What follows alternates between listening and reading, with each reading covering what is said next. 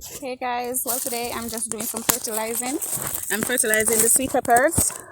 Some of them from the other day I was doing it, but then I had to stop. So now I'm just continuing. This is what I'm doing. There, look. I'm going to show you them. As soon as I'm finished doing this, I'm going to show you a few of them that I gave fertilizer last week. They're looking really good.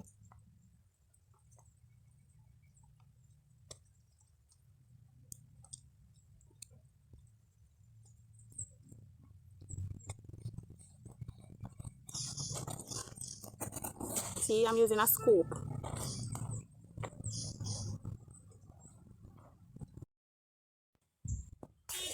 Okay guys, so these are the ones that I gave fertilizer last week. On this side has received the fertilizer already, so I'm just gonna run through them. I still haven't gave them the bio 20. That's tomorrow, God's willing, and if we don't get no more rain. So I'm just gonna go through. Oh, this has been infested with insects, so then I gotta spray the magazeb on that one. So there they are. You see, they're blooming. See, it's been getting a lot of rain. Trust me, it's been quite a bit of roller coaster with the sweet peppers because it's my first time planting them. So it's like I'm just in a learning process at the moment.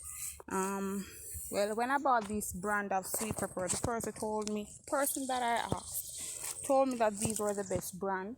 Well, going forward, I found out that it's not the best brand. It's not a hybrid sweet pepper, right? It's the California Wonder. Now they're telling me that it's a hard sweet pepper to come, and like when it come, them come like small. But I am here still going on well with them. They're looking good in spite of them needing to get the bio 20. They're looking quite good. So I'm just going to continue to 30 over on that side. I'm just going to continue the fertilizing. Later on I'm going to show you the pumpkins because they have come up.